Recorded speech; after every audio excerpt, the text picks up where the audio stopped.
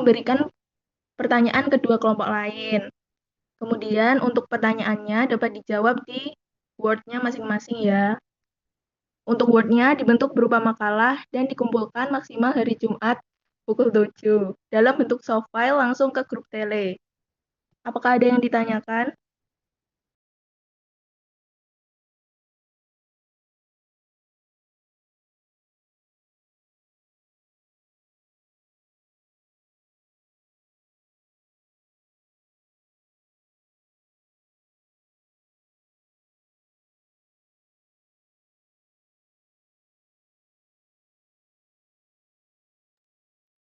Baik, kalau tidak ada yang ditanyakan, bisa dimulai. Dari kasus 1, bisa langsung share screen ya.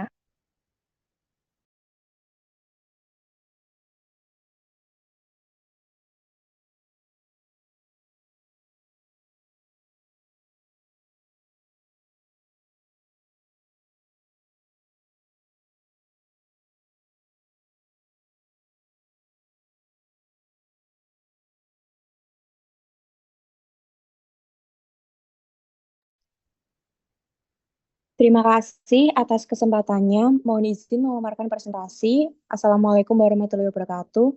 Selamat siang pada Ibu Triana Mulyati selaku dosen mata kuliah Kimia Zat Toksik dan teman-teman sekalian.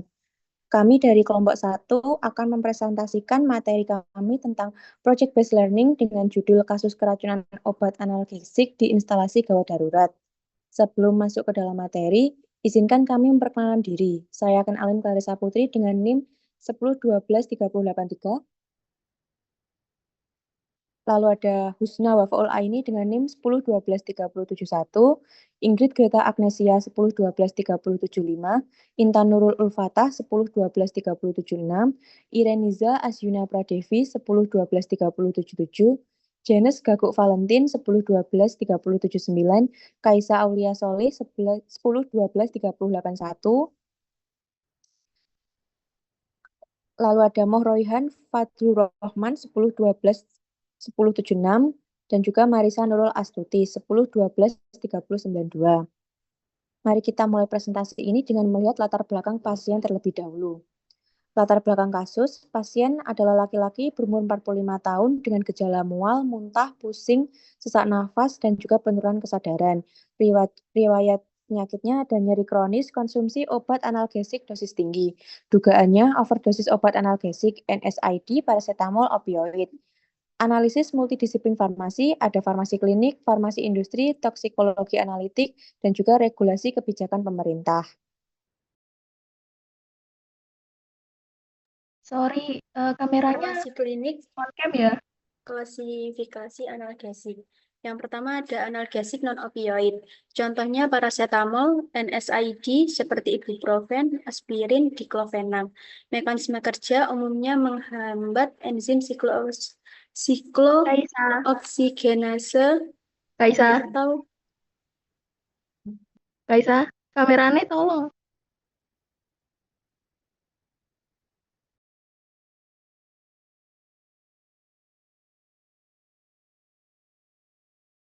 mekanisme kerja umumnya menghambat enzim siklooksigenase atau COX, mengurangi sintesis prostaglandin.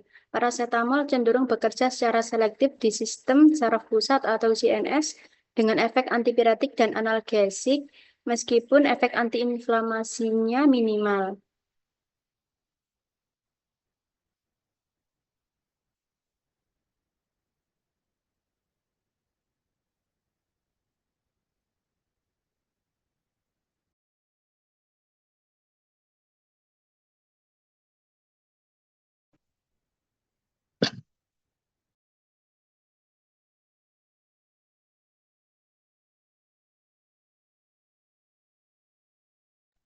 Yang kedua ada analgesik opioid.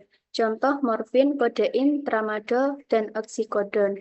Mekanisme kerja mengikat reseptor opioid, terutama reseptor mikro, di sistem saraf pusat untuk mengubah persepsi nyeri. Efek samping yang umum meliputi depresi pernapasan, konstipasi, dan potensi ketergantungan.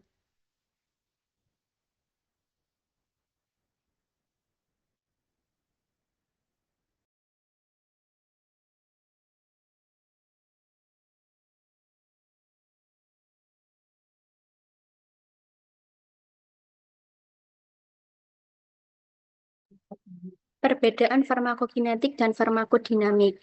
Yang pertama, struktur kimia. Struktur molekul yang berbeda mempengaruhi afinitas terhadap reseptor dan enzim metabolisme. Misalnya perbedaan polaritas, ukuran, dan konfigurasi molekul menentukan bagaimana obat diserap, didistribusikan, dan diubah di dalam tubuh. Yang kedua ada metabolisme. Obat-obatan non-opioid seperti paracetamol di metabolisme terutama melalui konjugasi atau glukuronidasi dan sulfatasi. Sedangkan opioid mengalami metabolisme melalui enzim CYP 450. Perbedaan ini berpengaruh pada laju eliminasi dan pembentukan metabolit aktif atau toksik.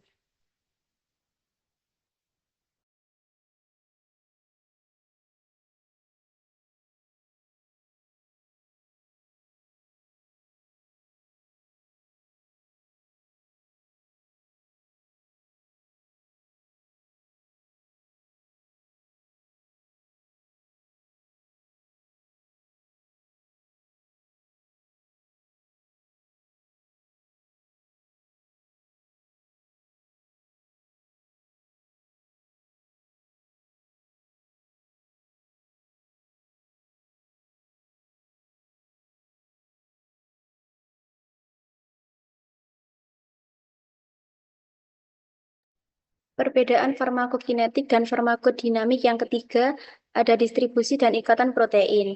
Derajat ikatan dengan protein plasma, misalnya albumin, mempengaruhi volume distribusi. Obat dengan ikatan tinggi akan terdistribusi secara berbeda dan mungkin memiliki waktu paruh yang lebih panjang atau pendek. Yang keempat ada ambang toksisitas. Setiap obat memiliki batas dosis aman, misalnya paracetamol memiliki ambang toksisitas yang terjadi bila metabolit toksik atau NAPQI atau N-asetil P-benzoquinonimina terakumulasi melebihi kapasitas detoksifikasi glutation. Pada umumnya, efek toksik mulai muncul ketika dosis melebihi 7,5 sampai 10 gram pada orang dewasa, dengan dosis fatal berada di atas 15 gram.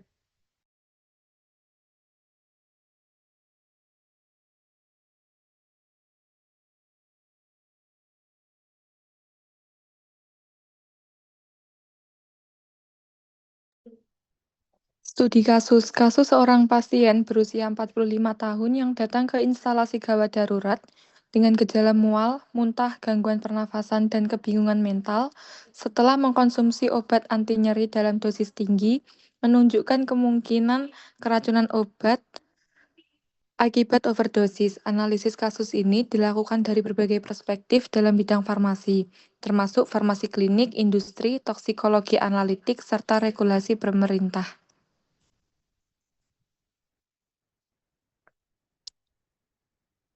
1. Perspektif farmasi klinik. Dalam farmasi klinik, apoteker berperan penting dalam memastikan penggunaan obat yang aman dan efektif. Mereka bertanggung jawab untuk memantau terapi obat, memberikan informasi kepada pasien, serta berkolaborasi dengan tenaga medis lainnya dalam merancang rencana pengobatan yang optimal. Apoteker juga harus memastikan dosis obat yang tepat bagi pasien, mengidentifikasi dan mencegah interaksi obat, serta mengawasi efek samping yang mungkin timbul. 2. Dari perspektif farmasi industri, dari sudut pandang farmasi industri, produsen obat memiliki tanggung jawab untuk memastikan bahwa informasi mengenai dosis yang aman, efek samping, dan interaksi obat tercantum jelas pada kemasan dan leaflet obat. Mereka juga harus memastikan bahwa obat yang diproduksi memenuhi standar kualitas dan keamanan yang ditetapkan oleh badan regulasi. 3. Perspektif toksikologi analitik. Toksikologi analitik berperan dalam mengidentifikasi dan mengukur kadar obat dalam tubuh pasien. Dalam kasus ini, sampel darah atau urin pasien dapat diambil untuk mengukur konsentrasi obat anti nyeri yang dikonsumsi. Analisis ini membantu dalam menentukan tingkat keparahan keracunan dan merencanakan terapi yang tepat. 4. Perspektif regulasi pemerintah. Regulasi pemerintah, seperti Undang-Undang tentang Pengawasan Obat dan Makanan, bertujuan untuk mengendalikan distribusi dan penggunaan obat-obatan. Apoteker memiliki peran dalam memastikan kepatuhan terhadap regulasi ini, termasuk mencegah penyalahgunaan obat dan memberikan edukasi kepada masyarakat tentang penggunaan obat yang benar. Analisis farmakologi, farmakokinetik, dan farmakodinamik. Farmakologi, obat anti nyeri bekerja dengan menghambat jalur nyeri di sistem saraf pusat atau perifer. Namun, dalam dosis tinggi, obat ini dapat menekan sistem saraf pusat, menyebabkan gejala seperti kebingungan mental dan gangguan pernafasan. 2. Farmakokinetik. Setelah dikonsumsi, obat diserap, didistribusikan, dimetabolisme, dan dieliminasi dari tubuh. Overdosis dapat terjadi jika laju eliminasi tidak mampu mengimbangi jumlah obat yang masuk, menyebabkan akumulasi obat dalam tubuh. Farmakodinamik.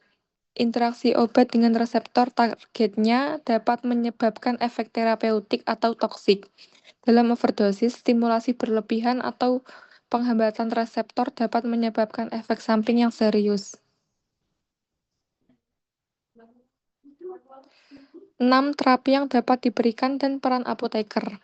Terapinya, penanganan awal meliputi stabilisasi kondisi vital pasien, seperti memastikan jalan nafas terbuka dan pernafasan adekuat, pemberian antidot spesifik jika tersedia, serta terapi suportif lainnya juga penting. 2. Peran apoteker. Apoteker berperan dalam memberikan informasi mengenai antidot yang tepat, dosisnya, serta interaksi yang mungkin terjadi. Selain itu, apoteker juga bertanggung jawab dalam mengedukasi pasien tentang penggunaan obat yang benar untuk mencegah kejadian serupa di masa mendatang. 7. Metabolisme dan penyebab toksisitas. Obat anti nyeri umumnya dimetabolisme di hati oleh enzim sitokrom P450 pada dosis tinggi. Metabolit toksik dapat terbentuk atau kapasitas metabolisme hati terlampaui, menyebabkan akumulasi obat dan efek toksik. 8. Identifikasi zat toksik. Zat yang dapat menyebabkan toksisitas dalam kasus ini adalah obat anti nyeri yang dikonsumsi dalam dosis tinggi. Identifikasi spesifik zat tersebut melalui toksikologi analitik membantu dalam menentukan penanganan yang tepat. 9. Regulasi dan studi kasus terkait. Regulasi pemerintah mengenai pengawasan obat dan peran apoteker dalam mencegah penyalahgunaan obat sangat penting. Studi kasus serupa menunjukkan bahwa edukasi oleh apoteker dapat mengurangi kejadian overdosis obat.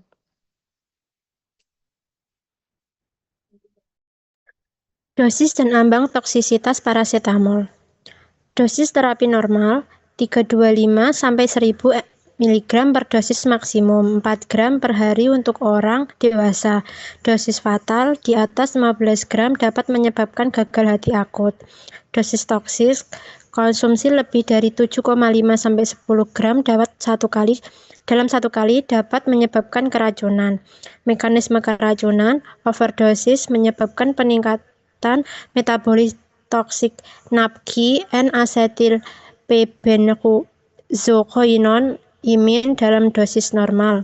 NAPQI dinetralkan oleh glutathione. Jika glutathione habis akibat overdosis, NAPQI menumpuk dan menyebabkan kerusakan hati.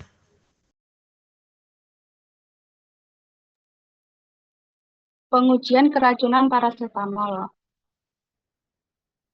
Yang pertama, uji kadar plasma parasetamol. Pemeriksaan ini bertujuan untuk mengetahui kadar parasetamol dalam darah. Metode yang digunakan adalah High Performance Liquid Chromatography atau HPLC, karena metode ini memiliki sensitivitas tinggi dan akurasi yang baik untuk mendeteksi parasetamol pada kadar rendah sekalipun. Yang kedua, interpretasi nomogram Rumak-Mattheu. Setelah kadar parasetamol diketahui, hasil diinterpretasikan menggunakan nomogram Rumak-Mattheu. Grafik ini digunakan untuk menentukan resiko hepatotoksisitas berdasarkan waktu sejak konsumsi dan kadar obat dalam plasma. Jika titik hasil berada di atas garis toksik, maka resiko kerusakan hati tinggi dan penanganan segera dibutuhkan. Yang ketiga, uji fungsi hati. Parasetamol dalam dosis toksik dapat merusak hati. Oleh karena itu, dilakukan pengukuran enzim hati seperti SGOT dan SGPT serta bilirubin. Peningkatan kadar SGOT atau SGPT menunjukkan adanya kerusakan sel hati, sedangkan peningkatan bilirubin bisa menunjukkan gangguan ekskresi empedu akibat kerusakan hepatosit. Yang keempat, Uji analisis gas darah atau ABG. Pada kasus keracunan paracetamol yang berat, bisa terjadi asidosis metabolik, yaitu kondisi darah menjadi terlalu asam. Hal ini bisa diperiksa melalui analisis gas darah yang mengevaluasi kadar pH, HCO3 min, dan base excess. Asidosis ini terjadi akibat gangguan metabolisme dan fungsi hati yang gagal menetralisir racun.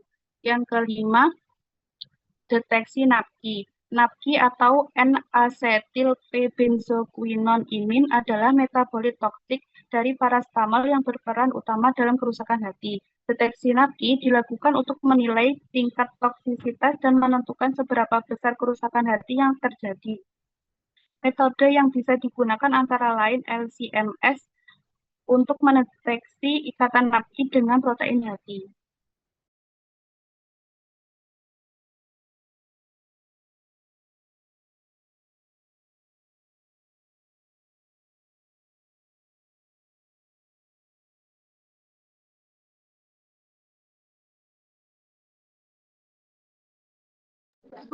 Selanjutnya ada manajemen klinis.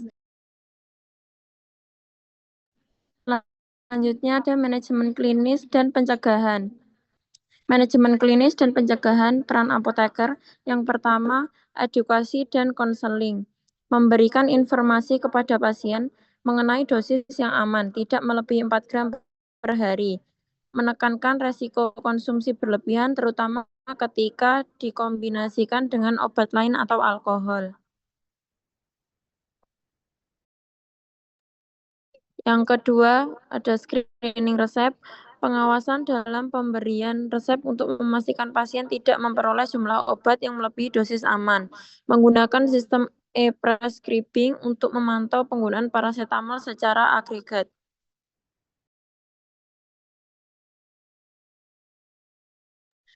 Yang keempat, pemberian label dan informasi obat.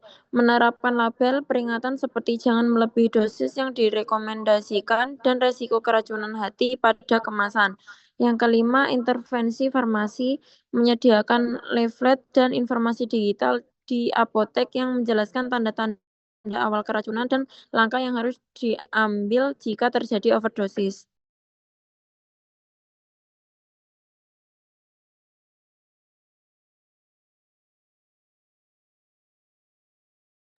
Manajemen klinis peran apoteker. Yang pertama, intervensi klinis, review resep, cegah dosis berlebih, konseling pasien dan keluarga. Yang kedua, pencegahan overdosis, sosialisasi, gunakan obat dengan aman, monitoring dan audit penggunaan obat. Yang ketiga, kolaborasi dengan tim medis, pastikan pemberian NAC tepat dosis, edukasi untuk menghindari kombinasi berbahaya. Toksikologi analitik pengujian paracetamol dengan metode HPLC. Prosedur pengujian HPLC. 1. Preparasi sampel. Apabila sampel plasma darah dari pasien yang diduga mengalami overdosis, lakukan proses deproteinisasi, misalnya dengan menambahkan pelarut organik serta asetonitril atau metanol untuk menghasilkan protein yang dapat mengganggu analisis. 3. Sentrifugasi sampel untuk memisahkan supernetan yang mengandung paracetamol. 2. Injeksi dan pemisahan. Injeksi sampel yang telah disiapkan ke dalam sistem HPLC. Gunakan kolom kromatografi dengan fase diam yang sesuai, misalnya kolam C18. Fase gerak yang digunakan biasanya merupakan campuran metanol dan air dengan proporsi yang telah divalidasi, misalnya 70:30 untuk mencapai pemisahan optimal. 3. Deteksi dan kuantifikasi. Detektor UV digunakan pada panjang gelombang sekitar 245 nm yang menggunakan puncak serapan paracetamol dan paracetamol yang terdeteksi dibandingkan dengan standar kalibrasi untuk menentukan konsentrasi dalam sampel. Data dikumpulkan dan dianalisis menggunakan perangkat lunak analitik untuk menghasilkan grafik kromatogram. 4. Interpretasi data. hasil kadar plasma parasetamol dibandingkan dengan omogram Weight untuk menentukan tingkat risiko keracunan. Pengukuran kadar metabolit toksik APQI juga dapat dilakukan meskipun umumnya tidak rutin karena fokus utama adalah menentukan tingkat paparan parasetamol. Farmasi industri, pengembangan formulasi pelepasan terkontrol parasetamol.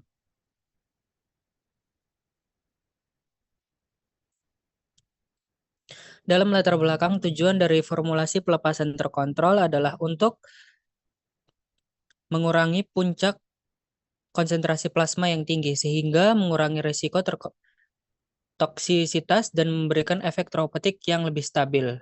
Metode formulasi yang pertama, pemilihan sistem penghantaran obat.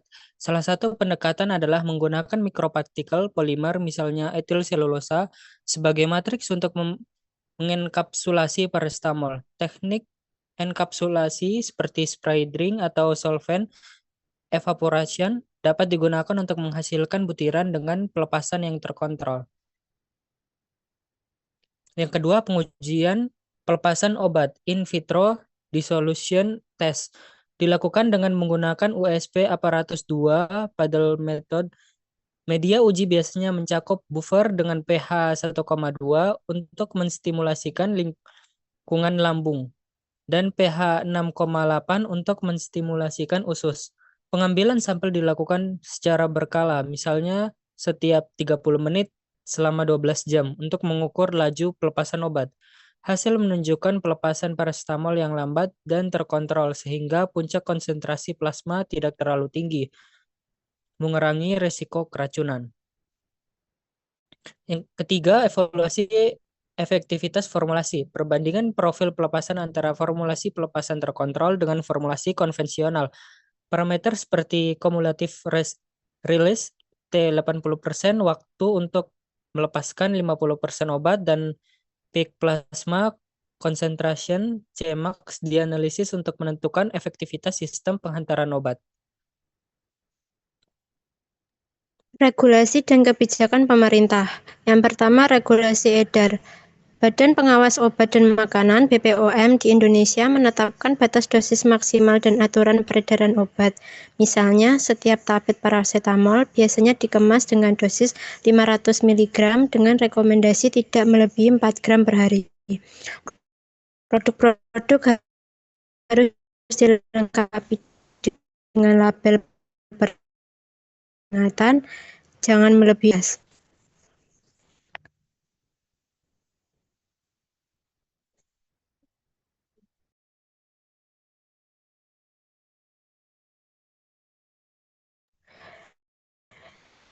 Dua, strategi edukasi oleh apoteker.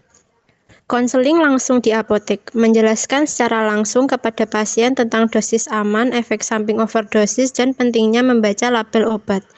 Memberikan contoh situasi di mana resiko overdosis dapat terjadi, misalnya ketika pasien mengonsumsi beberapa produk yang mengandung parasetamol secara bersamaan. 2. Distribusi materi edukasi. Membagikan leaflet, brosur, atau materi digital yang berisi informasi tentang penggunaan parasetamol yang aman, tanda-tanda overdosis, dan langkah-langkah yang harus dilakukan jika terjadi keracunan. Menggunakan media sosial dan platform digital untuk menyebarkan informasi edukatif secara luas. Nomor 3, program edukasi komunitas. Menyelenggarakan seminar atau workshop di komunitas untuk meningkatkan kesadaran mengenai penggunaan obat yang rasional. Kolaborasi dengan tenaga kesehatan lain untuk mengadakan kampanye penggunaan obat yang aman.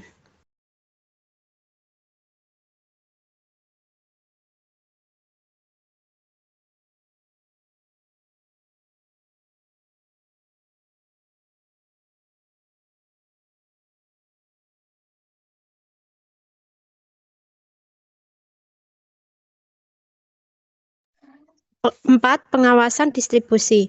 Memanfaatkan sistem e-prescribing dan sistem monitoring penjualan obat untuk mengidentifikasi dan mencegah pembelian berlebih. Bekerja dengan distributor dan apotek untuk memastikan tidak ada penjualan obat dalam jumlah yang dapat menimbulkan resiko overdosis.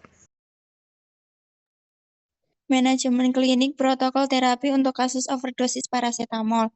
A. Penilaian awal dan resusitasi. 1. Evaluasi ABC, airway, breathing, circulation. 1. Pastikan jalan napas pasien terbuka. Yang kedua, berikan oksigen jika terdapat tanda-tanda hipoksia. 3. Monitor tanda-tanda vital seperti tekanan darah, denyut jantung, dan saturasi oksigen. 2. Dekontaminasi gastrointestinal. 1. Arang aktif. Diberikan jika pasien datang dalam 1-2 jam pasca konsumsi overdosis untuk mengikat sisa obat di saluran pencernaan. Yang kedua, gastric lavage. Dipertimbangkan jika pasien mengkonsumsi dosis yang sangat tinggi dan dalam waktu yang sangat singkat serta kondisi klinis memungkinkan. Yang B, terapi antidot spesifik. Yang pertama, NIC, dosis dan administrasi. 1. Fase awal, dosis awal NIC 4, 150 mg per kilogram selama 1 jam. Fase lanjutan, dilanjutkan dengan infus 50 mg per kilogram selama 4 jam. Kemudian 100 mg per kilogram selama 16 jam. Protokol standar penyesuaian dosis mungkin diperlukan berdasarkan kondisi pasien. Yang kedua, mekanisme kerja. NIC meningkatkan cadangan glutathione dalam hati yang membantu mengkonjungsi dan menetralisi metabolic toxic NAPH sehingga mengurangi kerusakan hepatosit. Yang C, terapi suportif dan monitoring. 1. Pemantauan fungsi hati, seperti serial pemeriksaan SGOT, SGPT, dan bilirubin untuk mendeteksi adanya peningkatan enzim yang menandakan kerusakan hati. Yang kedua, pengelolaan cairan dan elektrolit. Pemberian cairan intravena untuk mempertahankan sirkulasi dan memperbaiki keadaan hidrasi. Yang ketiga, penanganan komplikasi. Jika terjadi asidosis metabolik berat atau gagal ginjal, pertimbangkan terapi pendukung tambahan seperti hemodialisis atau dalam kasus ekstrim, evaluasi untuk transplantasi hati. Yang D, peran apoteker dalam pencegahan dan manajemen. 1. Intravensi klinis. Apoteker terlibat dalam review resep untuk memastikan dosis yang tepat dan mencegah polifarmasi. Yang kedua, berkolaborasi dengan tim medis untuk memastikan penggunaan NIC yang optimal. Yang kedua, pencegahan overdosis. Melakukan edukasi kepada pasien dan keluarga mengenai penggunaan obat secara rasional dan dampak berbahaya dari overdosis, memberikan saran tentang alternatif manajemen nyeri yang lebih aman bila diperlukan. Kesimpulannya, kasus keracunan obat analgesik akibat overdosis merupakan kondisi serius yang membutuhkan analisis multidisiplin dalam farmasi. Farmasi klinik berperan dalam pemantauan terapi, edukasi pasien, dan pencegahan interaksi obat. Farmasi industri memastikan keamanan obat dengan formulasi dan informasi dosis yang tepat. Toksikologi analitik menggunakan metode seperti HPLC untuk mendeteksi kadar obat dan metabolit toksik dalam tubuh, sementara regulasi pemerintah mengawasi distribusi dan penggunaan obat untuk mencegah penyalahgunaan. Dari segi farmakologi, overdosis obat anti nyeri dapat menyebabkan efek toksik seperti gangguan pernafasan, kebingungan mental, dan gagal hati akut, terutama pada parasetamol yang menghasilkan napki dalam dosis tinggi. Uji laboratorium seperti nomogram Rumak-Mateo, uji fungsi hati, dan analisis gas darah membantu menilai tingkat keracunan dan menentukan terapi yang tepat. Manajemen klinis meliputi resusitasi ABC, dekontaminasi dengan arang aktif, dan pemberian antidot N-asetilsistein.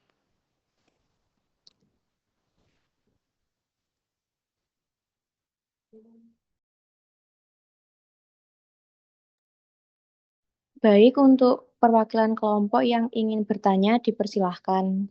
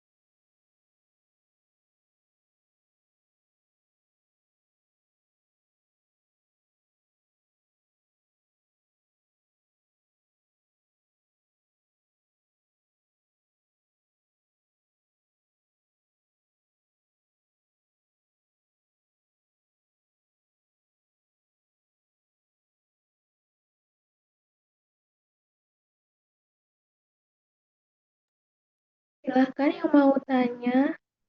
Izin mengingatkan untuk setiap kelompok wajib menanyakan ke dua kelompok yang lain ya.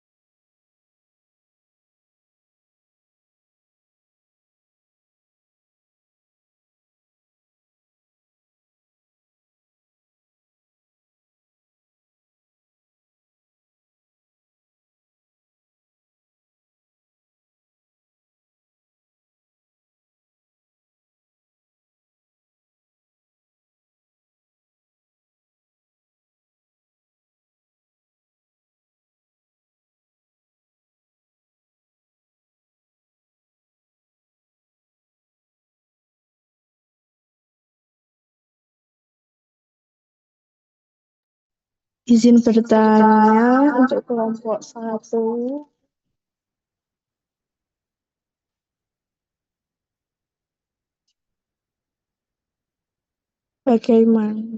Bagaimana penata laksanaan keracunan obat sesuai dengan pedoman terbaru? Dan apa risiko jangka panjang dari keracunan obat ini terhadap kesehatan pasien?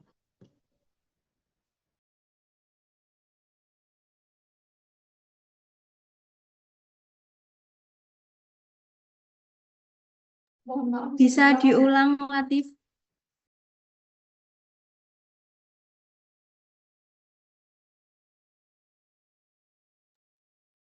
Bagaimana penata laksanaan keracunan obat sesuai dengan pedoman terbaru? Dan apa resiko jangka panjang dari keracunan obat ini terhadap kesehatan pasien?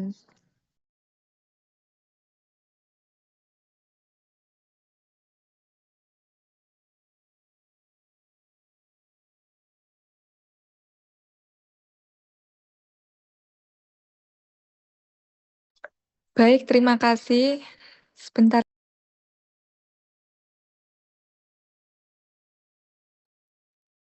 Pertanyaannya dijawab di itu ya di Word, nggak usah langsung dijawab.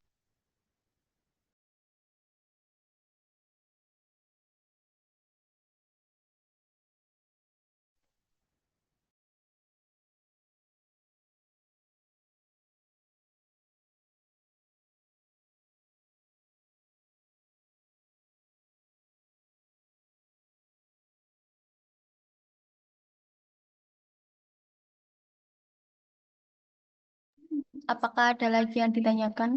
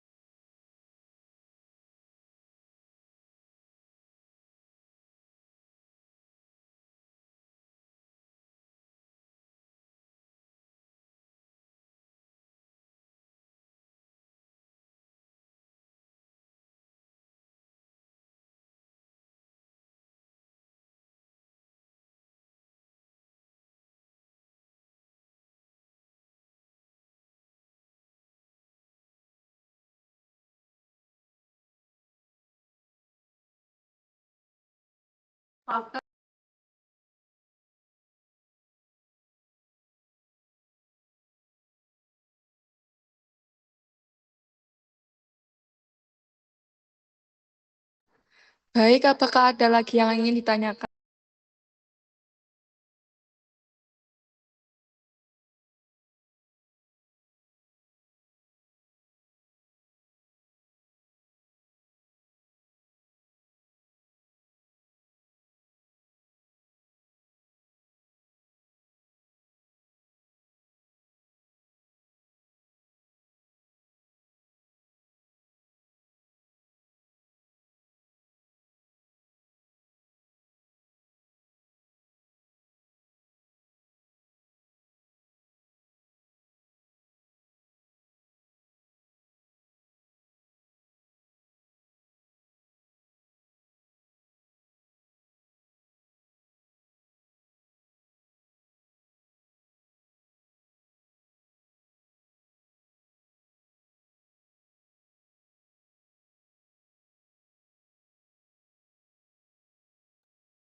Oke, mungkin yang mau bertanya ke kelompok 1 nanti bisa pertanyaannya dikirim ke tele aja ya. Sekarang lanjut ke kelompok 2.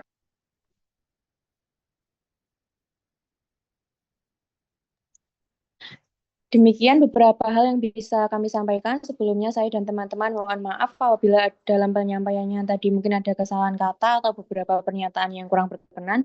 Semoga apa yang disampaikan dapat bermanfaat bagi kita semua. Selamat siang. Wassalamualaikum warahmatullahi wabarakatuh.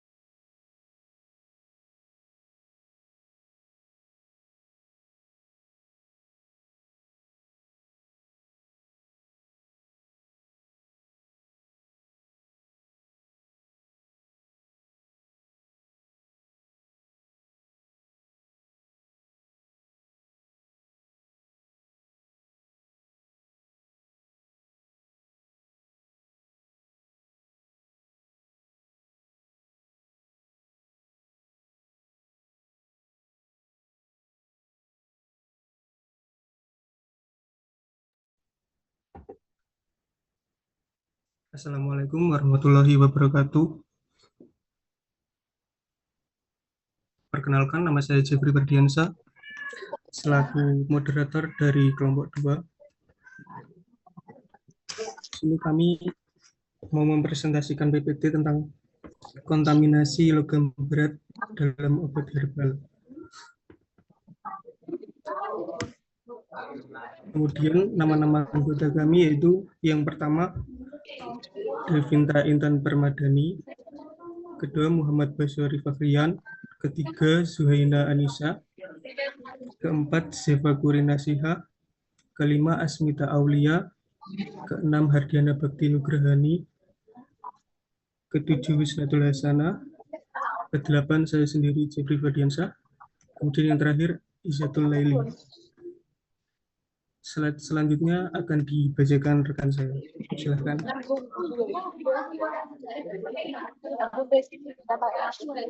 Belakang, kontaminasi logam telah banyak ditemukan dalam obat herbal karena penyimpanan yang tidak higienis dan kondisi kemasan. Kontaminasi logam yang tinggi ini dapat terjadi karena efek lingkungan yang rusak, yaitu dari tanah, air, dan udara. Logam berat dapat menimbulkan efek terhadap kesehatan bagi manusia tergantung pada bagian tubuh yang terikat logam.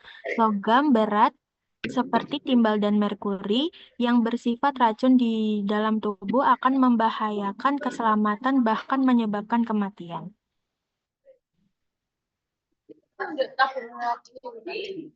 Analisis kimia timbal menurut Darmono dalam Raharjo disebutkan bahwa timbal mempunyai sifat resisten dan toksik serta dapat terakumulasi dalam rantai makanan. Absorpsi timbal di dalam tubuh sangat lambat sehingga terjadi akumulasi dan menjadi dasar keracunan yang progresif. Mekanisme utama toksisitas timbal disebabkan oleh peningkatan pembentukan spesies oksigen reaktif dan gangguan pada pembentukan antioksidan.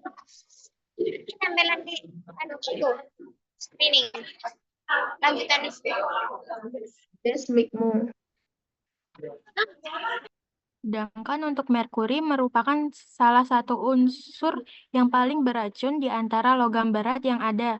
Dan apabila terpapar pada konsentrasi yang tinggi, merkuri dapat menyebabkan toksisitas sistemik melalui berbagai mekanisme toksik, termasuk cedera langsung atau kerusakan pada biomembran stres oksidatif, kelebihan kalsium intraseluler, gangguan sistem imun, dan apoptosis. Sifat dan tingkat kerusakan organ dapat bervariasi, tergantung pada organ spesifik dan mekanisme yang terlibat.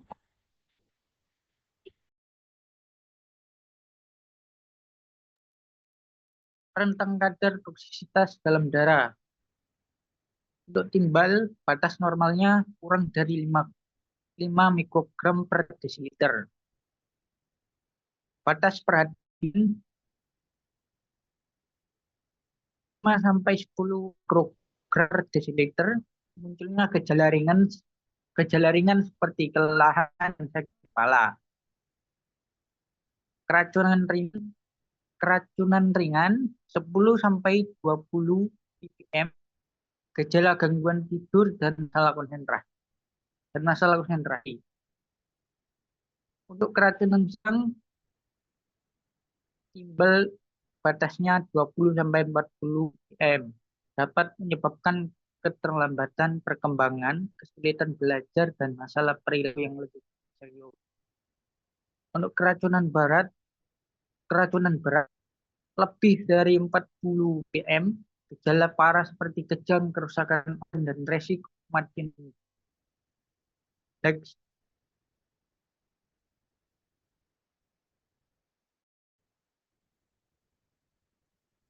Next.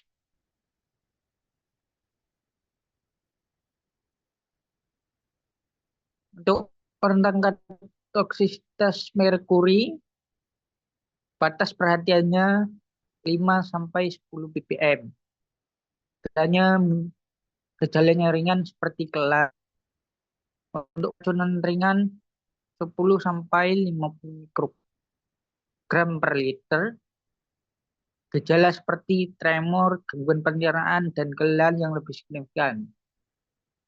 Keracunan sedang hingga berat lebih dari 50 mikrogram per liter dapat menyebabkan kerusakan, gangguan pernapasan, dan gejala sistemik yang parah, termasuk potensi kematian.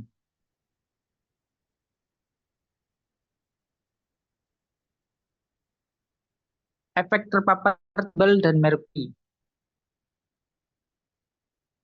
Timbal dapat menyebabkan kerusakan pada dapat merusak ginjal dan meningkatkan risiko hipertensi serta jantung. Pada pria dapat mengganggu kualitas sperma, sementara pada wanita dapat mempengaruhi kesuburan. Efek paparan merkuri dalam sistem saraf itu menyebabkan gangguan saraf, tremor, kesulitan bicara, dan kerusakan otak. Bagi ginjal, merusak ginjal dan sistem peredaran darah. Yang ketiga, berdampak pada sistem imun, yaitu bisa melemahkan sistem imun yang meningkatkan kerentanan terhadap infeksi. Jadi penyakit.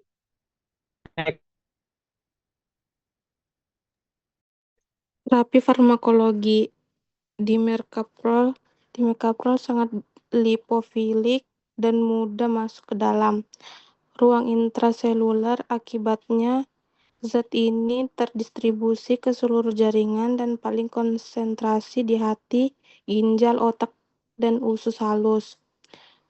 Sucimeri, obat ini membentuk kelat yang larut dalam air dengan logam berat dan diekskresikan dalam urin. Next. Terapi farmakologi CaNA2E delta kalsium dinatrium edetat. Kelator yang hampir sempurna dapat diberikan secara intravena atau intramuskular, memungkinkan timbal dikeluarkannya melalui ginjal tidak dimetabolisme dan memiliki sedikit efek toksik. Definisi silamina, agen kelesia oral lini kedua bekerja dengan cara mengikat ion timbal dan membentuk kompleks yang larut dalam udara kemudian diekskresikan oleh ginjal. Terapi non-farmakologi, terdapat beberapa makanan yang dapat mendetoksifikasi logam berat dari dalam tubuh. Serangkaian lembaga internasional yang berwenang seperti Badan Pengawas Obat dan Makanan, FDA, DAS, dan Komite Ahli Gabungan FAO atau WHO untuk bahan tambahan makanan, telah menyetujui keamanan kurkumin dalam penggunaan sehari-hari dan pengobatan klinis. Kurkumin telah terbukti memiliki banyak sifat terapeutik pada toksisitas organ yang disebabkan oleh kadmium dengan menekan radikal bebas dan menghambat kerusakan oksidatif. Makanan yang termasuk dalam mendetoksifikasi logam berat termasuk sayuran yang diolah hijau, herbal, rempah-rempah, ganggang, dan makanan antioksidan lainnya, atau buah dan sayuran yang tinggi kandungan vitamin C dapat mengurangi kerusakan tubuh akibat racun logam berat dengan berperan sebagai antioksidan.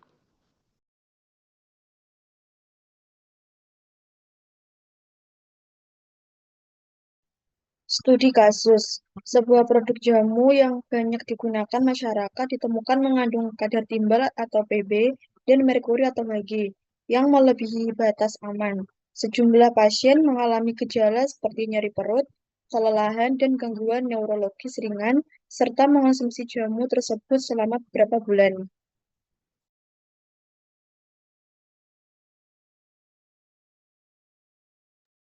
Identifikasi. Yang pertama, analisis. Berdasarkan kasus tersebut diperlukan penelitian terhadap kandungan logam timbal, dan merkuri dalam produk jamu yang beredar.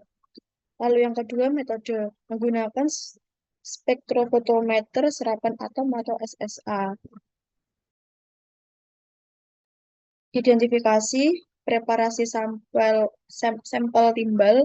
Yang pertama, sampel ditimbang sebanyak 0,5 gram, dimasukkan ke dalam Erlenmeyer, ditimbang H25 mili HCl pekat dan 3,75 mili HNO3 pekat, dipanaskan di atas hot plate. Yang kedua, setelah sampel mendidih kurang lebih 10 menit, ditambahkan sedikit demi sedikit H2O2 sebanyak 2 mili. Dipanaskan hingga warna larutan berubah menjadi lebih jernih. Yang ketiga, larutan disaring dengan kertas saring Wetman nomor 42. Larutan hasil destruksi yang didapat dimasukkan ke dalam labu ukur 10 mili.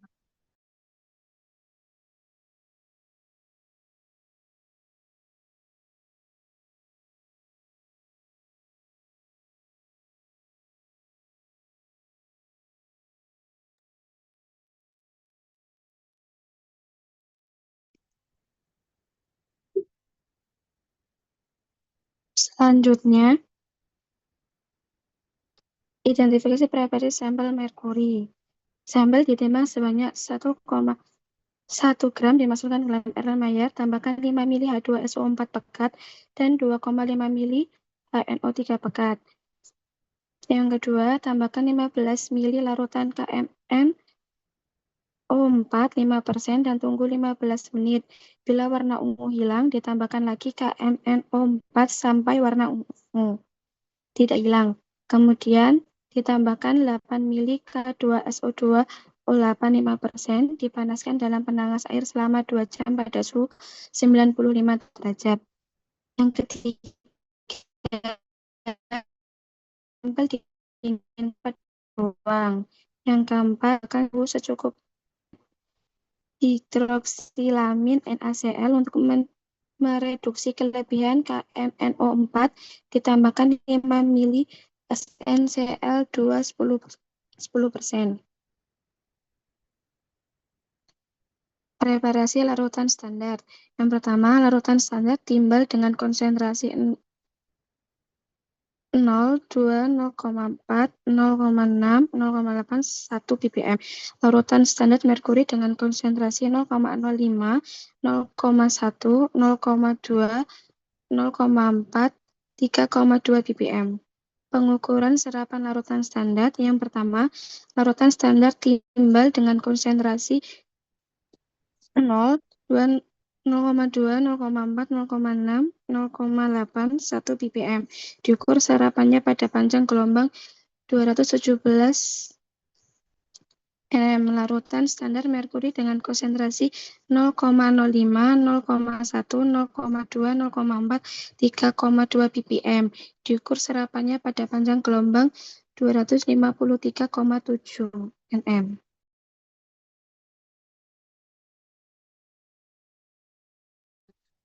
Kemudian ada pengukuran serapan sampel. Sampel yang telah didestruksi dapat diukur serapan logamnya. Absorbansi larutan sampel diukur pada panjang gelombang 270,0 nanometer dan 253,7 nanometer dengan SSA. Analisis data yang diperoleh dari pengukuran serapan larutan standar dibuat kurva kalibrasi dengan memasukkan ke dalam persamaan regresi linier dengan menggunakan hukum Lambert-Beer, yaitu Y sama dengan A plus BX. Next. Dari persamaan regresi linier, maka konsentrasi sampel yang sebenarnya dapat diketahui dengan menggunakan persamaan sebagai berikut ini. Kemudian ini ada rumus batas deteksi atau disingkat dengan BD dan batas kuantitasi disingkat dengan BK dihitung dengan persamaan regresi dengan rumus tersebut. Next.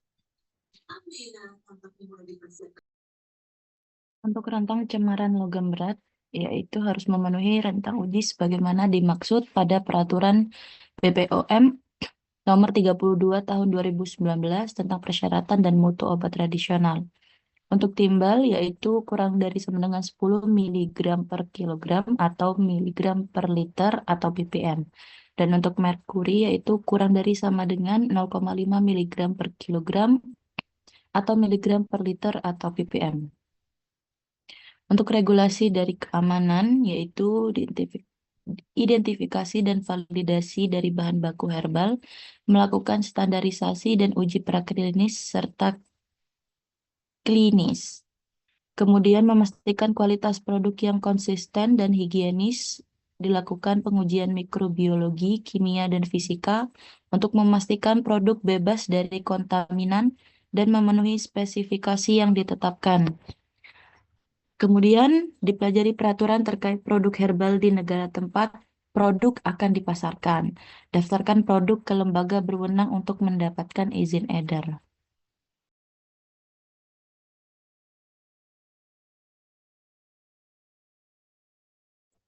Selanjutnya ada sanksi. Bagi produsen yang melanggar aturan dapat dikenakan sanksi administratif, yaitu yang pertama, pelanggaran terhadap ketentuan dalam pasal 3 ayat 1, ayat 2, dan pasal 7 ayat 4 dikenakan sanksi administratif berupa peringatan tertulis, penarikan obat tradisional dari peredaran, penghentian sementara kegiatan produksi atau distribusi, dan pembatalan izin edar. Dan yang kedua, yaitu penggunaan sanksi administratif berupa penghentian sementara kegiatan produksi atau distribusi sebagaimana dimaksud pada ayat 1 huruf C diberikan oleh kepada pelaku usaha paling lama 6 bulan. Selanjutnya ada literatur yang kami gunakan sebagai berikut.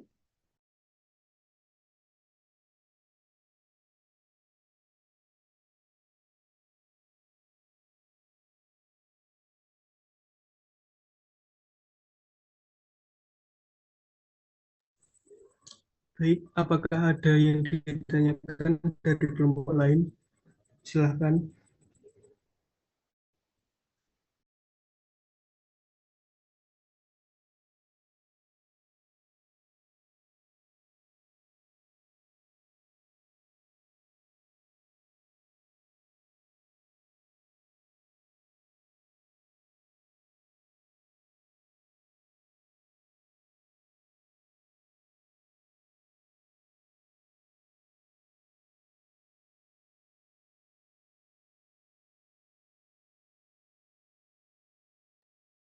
Baik, mohon maaf, saya Yuda Andi Firmansyah dengan NIM 10121141. Saya izin bertanya, tadi disebutkan ada timbalan. Apa yang dimaksud dengan timbalan itu? Terima kasih.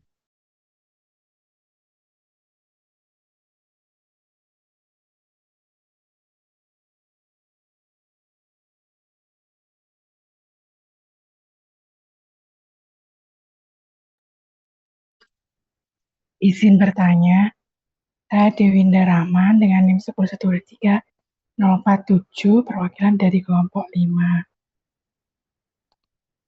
Saya ingin bertanya, bagaimana cara membedakan gejala keracunan timbal dan merkuri secara klinis? Baik, terima kasih.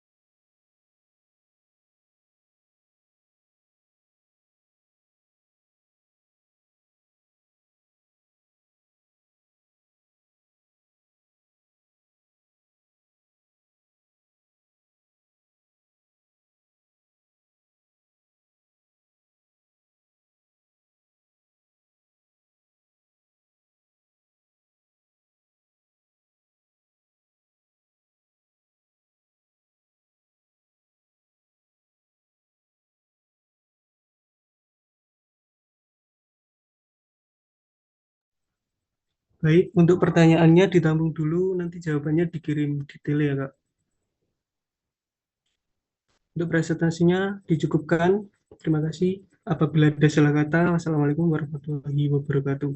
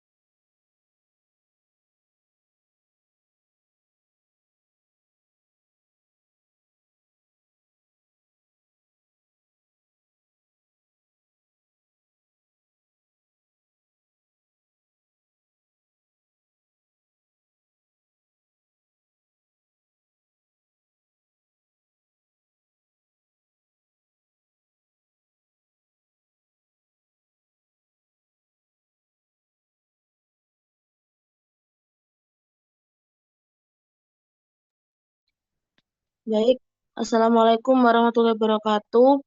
Di sini saya sebagai moderator dari kelompok 3. Next. Berikut adalah anggota kelompok. Yang pertama ada Cindy Nirmala dengan NIM 10121024. Yang kedua ada Diniatul Kamila dengan NIM 10121033. Yang ketiga Farel Raka Putra Junior dengan NIM 10121044. Yang keempat Kalingga Paramudita dengan NIM 10121065. Yang kelima Nabila binti Lutfiana dengan NIM 10121081. Yang keenam Naila Anidila Tarisa dengan NIM 10121087. Yang ke-7 Shen Driva Septian Zenmas dengan NIM 10121124. Yang ke-8 Tiara Vinata Sari Ayuningrum dengan NIM 10121131. Dan yang terakhir ada Yuda Andi Firmansyah dengan NIM 10121141. Next. Latar belakang. Sebuah studi menunjukkan bahwa pekerja di area pertanian yang menggunakan pestisida tertentu memiliki risiko lebih tinggi terkena gangguan hormonal dan kanker. Salah satu petani mengalami gejala seperti sakit kepala, tremor, dan gangguan tidur setelah bertahun-tahun bekerja tanpa pelindung yang memadai. Mekanisme toksikologi paparan pestisida berdampak pada berbagai sistem tubuh, tergantung pada jenis nyawa yang digunakan, yaitu organofosfat. Contohnya, paration chlorpyrifos, yaitu menghambat enzim asetilkolinesterase, menyebabkan kelebihan asetilkolin pada sinap, menimbulkan segala seperti mual, kejang, bronkospasme, bahkan kematian. Paparan kronis dapat memicu Alzheimer atau Parkinson.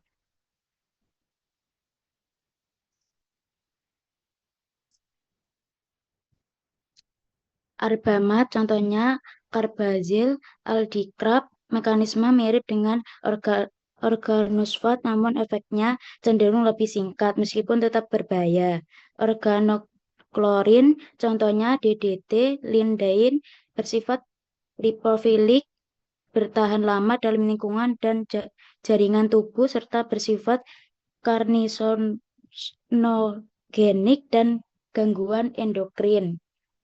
Piretoid, contohnya perterin, clifurin, meskipun dianggap relatif aman, tetapi resiko bertahap sistem saraf, terutama pada anak-anak.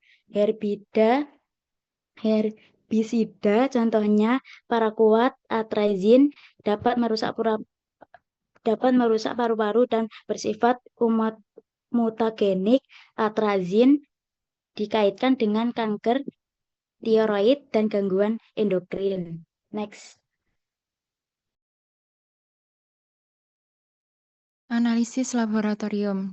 Deteksi residu pestisida dalam tubuh pekerja pertanian umumnya dilakukan melalui GCMS atau gas kromatografi mass spektrometri untuk mendeteksi senyawa volatil seperti organofosfat. Yang kedua ada HPLC, yaitu High Performance Chromatography, efektif untuk volatil seperti herbisida. Yang ketiga ada LISA, enzim immunosorbent assay, berguna untuk deteksi cepat dan screening awal. Sampel yang digunakan meliputi darah, urin, rambut, hingga mekonium pada bayi baru lahir.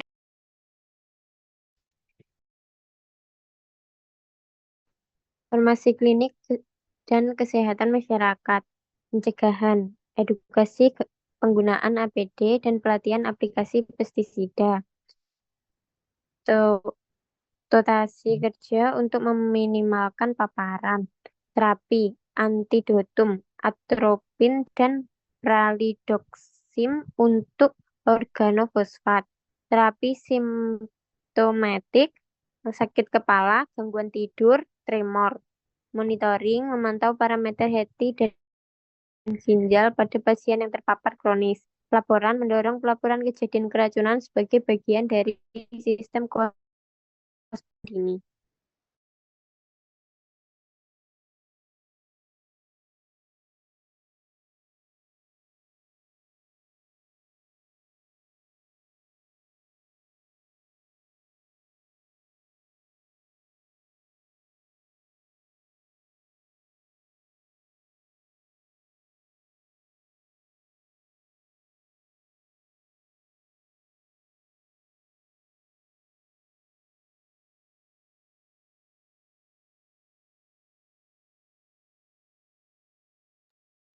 Biopestisida.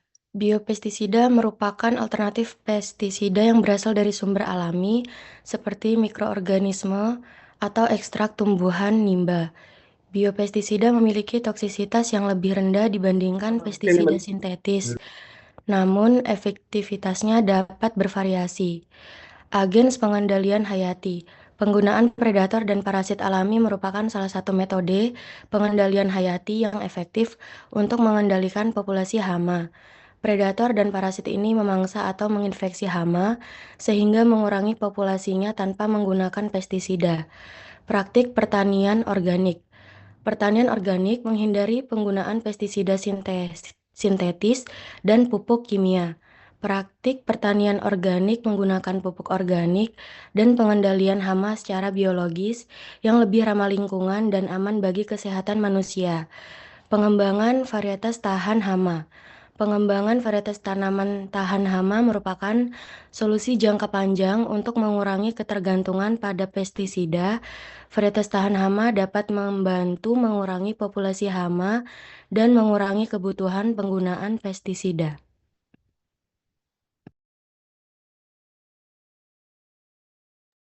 Selanjutnya ada kesimpulan, paparan pestisida menjadi ancaman serius bagi kesehatan pekerja pertanian, terutama di negara yang berkembang, yang masih minim edukasi dan proteksi. Berbagai jenis pestisida memiliki mekanisme toksikologi yang berbeda, namun semuanya berpotensi menyebabkan kerusakan sistemik. Oleh karena itu, peran tenaga kefarmasian sangat penting dalam mencegah dan menangani paparan ini.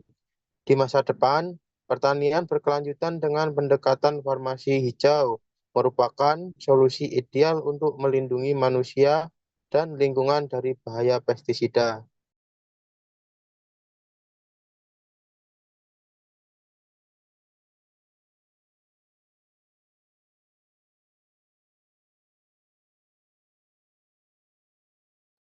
Baik, sekian presentasi dari kelompok 3. Apakah ada pertanyaan? Izin bertanya, Iya, silakan. apa hubungan antara gejala yang dialami petani, yaitu sakit kepala, tremor, dan gangguan tidur, dengan neurotoksisitas akibat paparan pestisida jangka panjang? Baik, terima kasih. Apakah ada yang lain?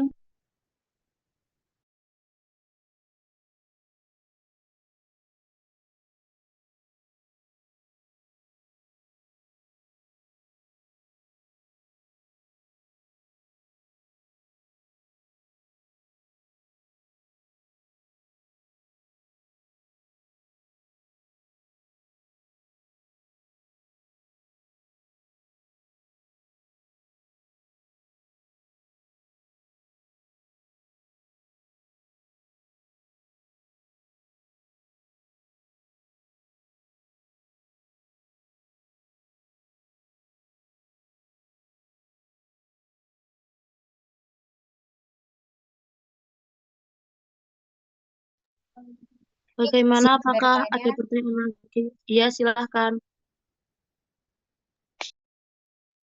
Bagaimana pendekatan farmasi hijau dapat melindungi manusia dan lingkungan dari bahaya pestisida? Baik, terima kasih.